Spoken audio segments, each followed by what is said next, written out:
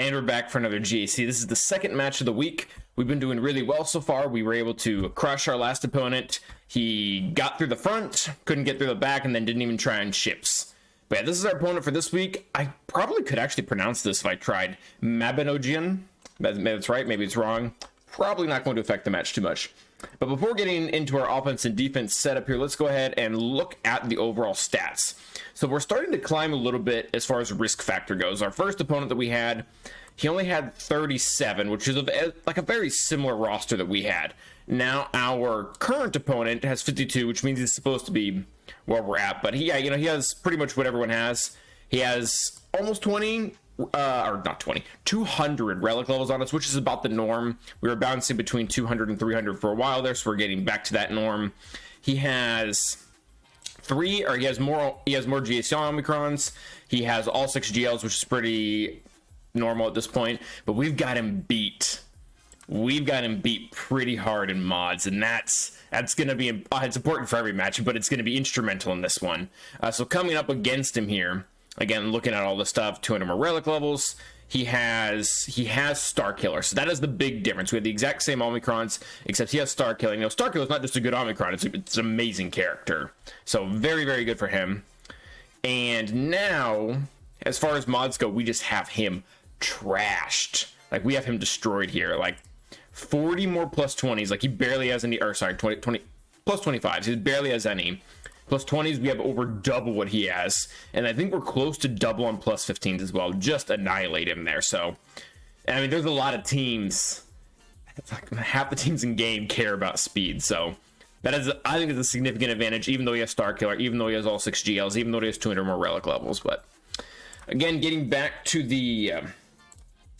getting back into the actual match here. He has already attacked, and it looks like he's done. Which, this is cool. So we have so much flexibility, and we can have like not that, you know, the tense GACs aren't fun, but like we can have a lot of fun just kind of messing around and doing things we wouldn't normally do, because he struggled. So bottom all here, the goal was to just call out all of his Galactic Legends. Again, we're gonna be a little bit of a jerk here. His mods aren't that great, and all of these squads, you know, maybe with the exception of Gas, really want you to go first and are gonna beat you to it. Like 393 Droidica. I guess Rex is probably like 360 after the unique there. We have 350 Queel, and then we have a 370 Darth Revan. And you'll notice I didn't put Malik here. I don't really know why I wanted to do this. I took a really big bet on what this guy usually sets on defense. He didn't seem to change much. And not only did we put our normal Lord Vader and JMK, but we put C down with Malik as well. And I liked this. This feels good, and especially this whole round. Like, we put SLKR in defense one round, we're gonna put C here, and we'll probably do something different for the last round. Those will make me a lot harder to scout once we start to actually get into the higher rankings.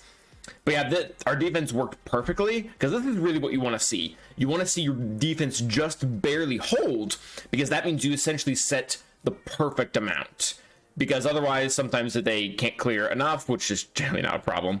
You can't clear enough yourself because they let really heavy defense, or if they just barely clear, that's terrible as well. So, Lord Vader held. This, I think he tried to use his JML, and just because his mods can't keep up, I think that really hosed him there.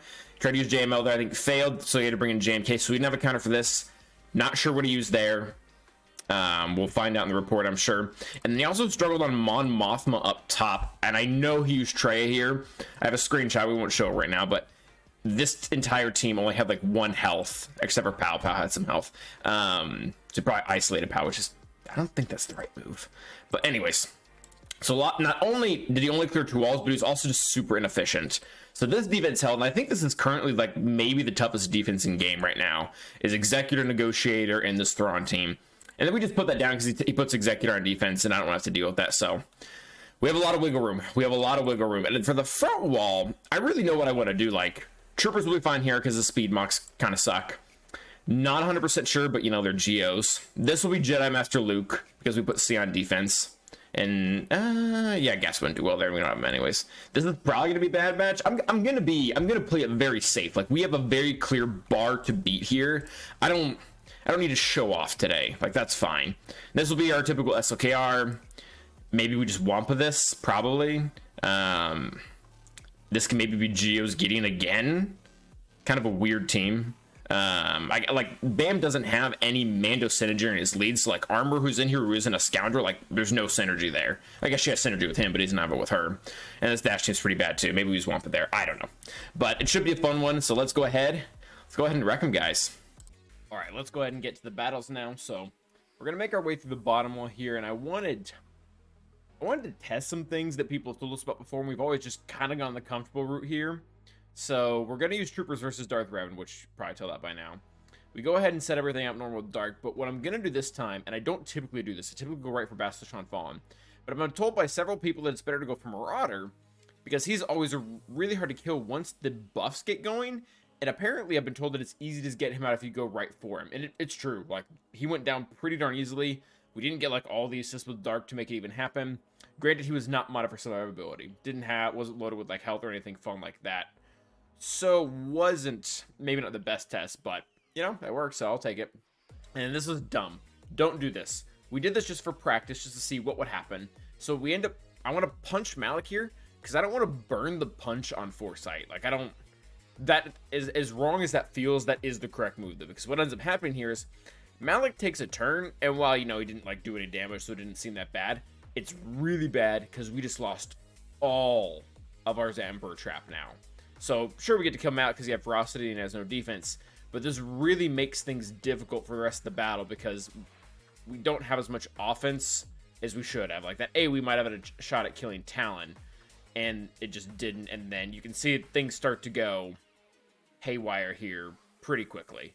So don't punch Malik there, but we did, and you can see it's not really going to be the end of the world here. We're just trying to figure out what to do because I know Darth Revan has Shock lined up next. So like marking a character really isn't going to do anything for us because it's an AoE. So we just go for the AoE on a small chance that maybe if we kill Talon, that Darth Revan gets feared and loses his turn. Go ahead and do that, and it's not the case. We lose them, and then from here this is fine. Like Darth Revan gets the revive from Talon being there, so that's fun for him. But still, like Darth Revan can't solo troopers. He's not that good. So we end up finishing, but not for that great advantage. But I'll take it. Next battle up is Bad Batch versus Hux. Wildly simple battle. Everything that Bad Batch or everything that Hux wants to do, Bad Batch just doesn't care about it. Very, very solid counter. We've done this against multiple leads. Hux lead, Phasma lead, crew lead, all the comps. None of them really make a difference. Like it just dies so easily. They all start with advantage right away. You get to rip that off. You get 25% turn rate for your whole team, and they just die. Like it is such an easy counter. Next one. I've enjoyed this one before, but gosh, this is just a really fun counter. So we are taking an Empire versus this Geo team. Don't have Vader and Thrawn because they're on defense with Lord Vader. And we took in Shore here because I was pretty sure that we could undersize his Mon Mothma because it wasn't that great. And I needed someone to take the counterattacks because my Gear 11 Mara might just die. Relic 5 Brutes counters. So this was fun. So now everybody's shocked. So I want to count here. 4, 5, 6, 7, 8, 9, 10, 11, 12, 13, 14, 15, 16, 17. 17 so far. It's a lot of shocks. 18, 19, 20, 21, 22, 23, 24, 25, 26, 27, 28, 29, 30, 31, 30, 31, 31, 32, 33, 34, 35, 36, 37, 38, 39, 40, 41, 42, 43, 44, 45, 46. So I don't know if I got them in the very beginning, but 46 turns with Palp. I think we actually counted one to his Mara's assist, but still, that's so fun. 46 turns or 45 turns in a row. That is utterly ridiculous. And then Poggle's a big freaking jerk here, and he dodges 3 times in a row. So screw you, Poggle. Yeah, Machine Gun Palp was a fun team. So now we actually divert a little bit from the bottom wall because I want to see what type of Jedi team I need to take in. So we go ahead and take in our typical SLKR counter versus Lord Vader. It is the good comp with Maul and Thrawn, so we do take in everything. I don't want to risk it with undersizing or just leaving out Night Sisters entirely. Things go pretty much as they normally do in the very beginning. I'm going kind of slow, and we kind of have the freedom to go slow here. Oh, one thing I should note. So I don't like doing this, but we did it anyways. We're working with Paper Zombie here. And not just Paper because she's gear 12, but I mean I stripped mods off my zombie. Just because I was getting really, really tired of her constantly taking turns and cleansing. And cleansing off the advantage, not cleansing, but using the advantage, and then she doesn't get her taunt back when you do that. So that was annoying me. So I'm just like, all right, we're just taking mods off you. And honestly, it felt a lot more comfortable because even by the first fracture that Thrawn gets, he can't land it on her. And you guys can continue to see, doesn't continue to land it on her. This is a little annoying though in this battle. Maul pretty much has 5 stacks of Anguish the entire time, which is not what you want, because then if the taunt ever slips up on Zombie, then you're in a lot of trouble because Doc is just going to get eaten. So, things are going, again, once you get this far into the fight, there's really not a whole lot that can happen. We're already able to stack a lot of mastery right now. We get some slightly good RNG with Vader. Like, there were some opportunities where he definitely could have, if it was a real person, he could have lined up Doc at a hitter with color with like 10 dots or something like that, but he doesn't. Yeah, things are going really well. We got Stormtrooper back. Watt is permadead via the whatchamacallit. We go over the stun here just because we're going to go right back into things. And Zombie doesn't ever taunt anymore, which is super annoying. So Maul gets to unlash, 5 steaks, and then Zombie gets killed. And now we're in the situation we've been in twice before, where it's just pretty much just SLKR versus Lord Vader. Luckily, we've already built up more than enough mastery to kill the entire team. And because this Lord Vader's R7, he dies pretty quickly. So, that was nice. Once we got that out of the way, we knew that we could pretty much afford whatever Jedi team we wanted, because we wouldn't have to clean up Lord Vader with Jedi. So we went ahead and took in this one. And the reason behind this one, probably not necessary, but the on the very off chance that he had SLKR in the back, I didn't want to have to deal with that. So, I mean, the strategy is pretty simple. We were trying to put everyone in damage immunity. This is funny. Ben just dies. Enjoyed that immensely. I didn't check mods until later, but I probably should have tried to go right for Rey, to be honest. Because she didn't have any health mods on her. Like, she had a health set, but she didn't have any primaries. And when they're that weak, you can sometimes you can just kill her before she gets to first ult. But I didn't look at mods before, so kind of a noob mistake there. But we get our ult pretty quickly, faster than she gets her, so that's nice. Gets up a whirlwind, doesn't do anything at all. And then we might as well just put Rey into damage immunity, because everyone else has already been in damage immunity, or they're stealth, or can't kill him, whatever. So we were again remove that, and then at this point we're just biding time. We apply armor shred to Rey, so we can get through easier when she comes back out, but really not a lot to do. And I'm trying to avoid using the lead ability, number one, when we can't use damage, but number two, because it gives Rey more mastery to work with. So we were avoiding that. I think we healed up Jolie for fun. Just use a base there with JMY, or GMY actually, that's his real name. And then here, yeah, pretty much just waiting for her to get out ult so that we can kill her. There she goes. GMY doesn't die, so that's pretty cool.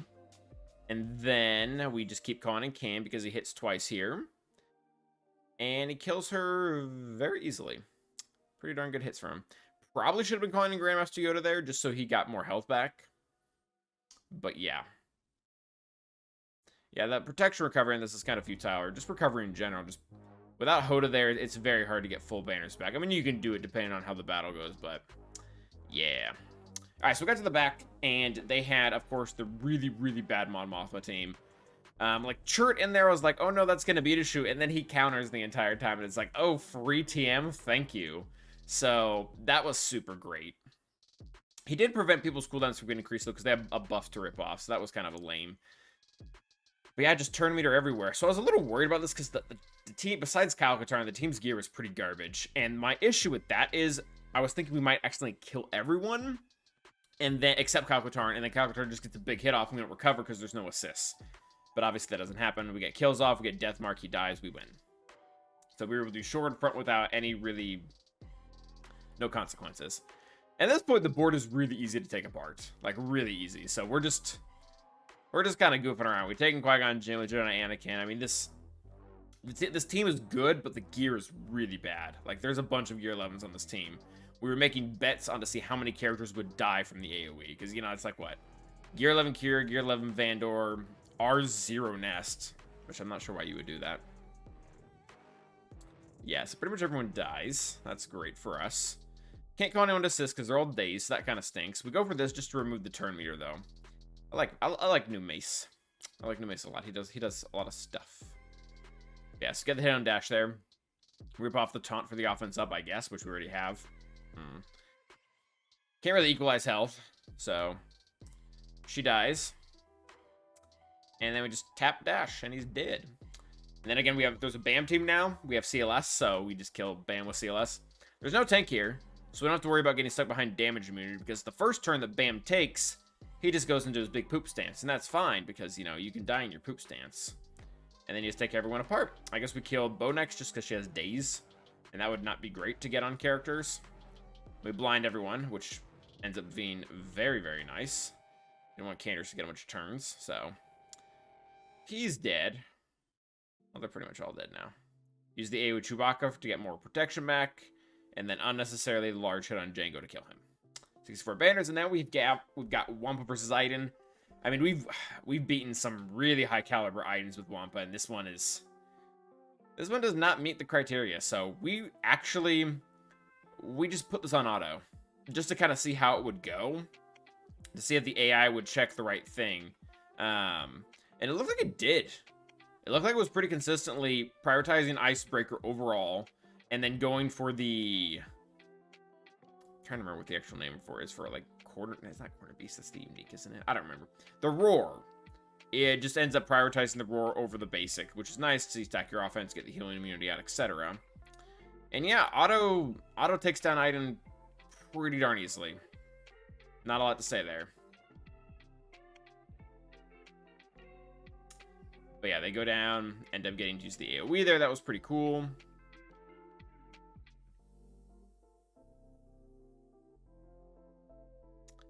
And yeah, they just die. And then I think I almost took the auto off so we wouldn't just, you know, endlessly kill Iden, but then we killed Snow on a counter and everything was fine. And then he had Starkiller, but I didn't realize how bad his Starkiller was. Like, it was only like Gear 7 or Gear 8 or something like that. Which, to be honest, this team is, if you don't have the right counter, this team is still kind of a credible threat. But we have a counter that has worked, I think, like 7 times out of 8 against like a really good version of this team with like R8s and R7s. So Gear, you know, 8 isn't going to be that big of a deal. So, you know, we're doing the normal thing here. Spreading around target 1 with B1. When it's not B1, we're trying to hit characters that do have target lock so that we can, you know, get turn meter, decrease their turn meter. And everything goes exactly how you think it would. They just die. Killed Starkiller that on AoE from Magnus. That was fun. And now Mace dies too. So good 65 there. We get to ships. He sets the pretty typical, like the most common ship lineup that we've seen recently, which is Executor, Raddus, and Empire. That's what we've been seeing a lot recently. And we just go with our normal strategy here. First Order versus Raddus. Just trying to figure out what we're supposed to do here. I was told by chat to hunt Poe. I typically hunt the Falcon, but there's no Falcon, so we just went after Poe. I think that's the right move. I don't know this fleet as well as I should. I don't have this fleet really in any capacity. I mean, this fleet for me is a burner, which we'll get to that later. But yeah, just trying to keep the crit advantage off of that character. I don't know if it's futile. I really don't know enough about these kits to know if that was a great idea or not. They get the heal back, which is less than ideal for us. We're getting very close to losing our friend there. Go ahead and go for the big hit, which does not crit against the bomber, so that kind of sucked. We went ahead and bring in our tank now, get the kill on their tank, which is fantastic. And they're just going to try to kill their Poe as soon as possible. They bring in the Falcon, and this really not super great. The Falcon is the biggest concern on this team, because the AoE can kill us with our tank up. So that's really not great. So we are luckily able to kill their Poe pretty quickly. We just basic here because there's really no point. They're going to dodge it anyways. Falcon gets a big hit, and I don't know if it's because they didn't crit or what, but it wasn't that bad. Like, we've had way worse. Then we just completely destroy their Falcon, and I mean, from here, it's without Falcon or Poe, they're not doing any damage. Is that Wedge? Yeah, I'm pretty sure that's Wedge. I don't know. It's fine. Well, it's fine for us, at least. We're gonna use it to win. Use basic there. Call in Silencer as you do. And easy 64 banners. Then we go ahead and take in our Malevolence versus their Empire. Pretty simple battle as well. They had, what's-his-face in the starting lineup? Gauntlet. So I'm trying to figure out if when do we want to use the cleanse, when we want to use the debuffs, because if they cleanse it right off, then it's kind of pointless. So we start off with that, and we go ahead and throw all the debuffs out here right in the very beginning, just because we know that we can stun them before they're going to be able to rip our buffs off.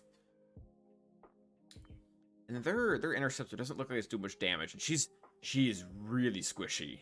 She is really squishy, so we take her out pretty much instantly. I kind of like how that's lore accurate, that the Ties don't have shield generators, so they don't have protection. They don't get that until, like, the TIE Defender comes out. I hope if we ever get the TIE Defender, it just has a stupid amount of protection. Like, a stupid amount of protection, like, constant protection to regen, to really highlight that. Yeah, so, I mean, again, it's very similar to the other battle. Now that we've gotten Vader and Tip out, there's, like, no damage. There's, like, it's just Gauntlet and the shuttle, so it's just support. And they get their ultimate really quickly, which is really a testament how great the prototype is. So that was cool. It doesn't really make a difference in the battle, but I mean, losing Hyena sucks, but you know, we won, so cool. And then this is becoming scarily, like, consistent. Like, I am getting very close to, like, relying on this for entire battle. So we bring in our Raddus versus Executor as a burner, trying to get the perfect burner, trying to get every single person's cooldowns down and having very low TM, and it works perfectly. So now we can bring in Rebels. They waste their initial thing. They only get 2 basics, so they can't kill our Falcon. We don't use the AoE there because I don't want to proc a taunt from, or I don't want to proc stealth from what's-his-face, from Xanadu Blood. I want to kill Xanadu Blood. Don't use the shield disruptor because the protection's already gone. So this battle is going great. This is fantastic. We already have the Xanadu Blood out. We get a decent shot, I guess, at Razor Crest. Wasn't the best RNG because Falcon didn't assist. But then they keep throwing debuffs on all our characters and cleansing them, so that's cool. So now, there's no Xanadu Blood to put in stealth, and there's no, like, Houndstooth isn't getting a turn mirror anymore, so we go ahead and put the defense penetration up, and now this is fun.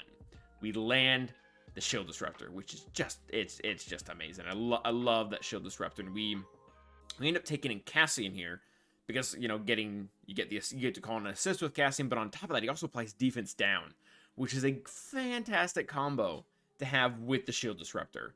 So really just kind of hoping that we can just kill Houndstooth right off the rip here, and the crit chance down wasn't particularly great because, you know, the Falcon just doesn't crit, but it was enough. It was enough to get the Houndstooth really close, and then the Houndstooth just dies. And I mean, I get that's essentially the match right there. I mean, we got out the 2 of them pretty much instantly. And they can't do a lot. They cannot do a lot. I mean, even if they brought in Boba, we would just immediately rip the taunt off and kill him. So this is just great. Going to apply the expose there for fun.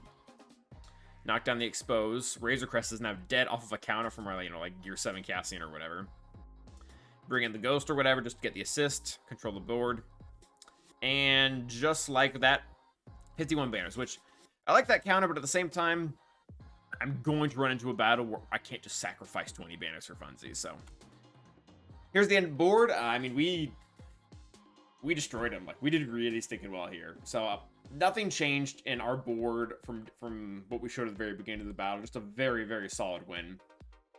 In our next match, it looks like we're going to be fighting the guys that we were fighting a few weeks ago. You know, pretty much have every advantage in the book. Mods, relics, GLs, Omicrons, etc. But I'll take the one where we can find it. Thank you guys for watching. Remember to like and subscribe. And as always, stay awesome.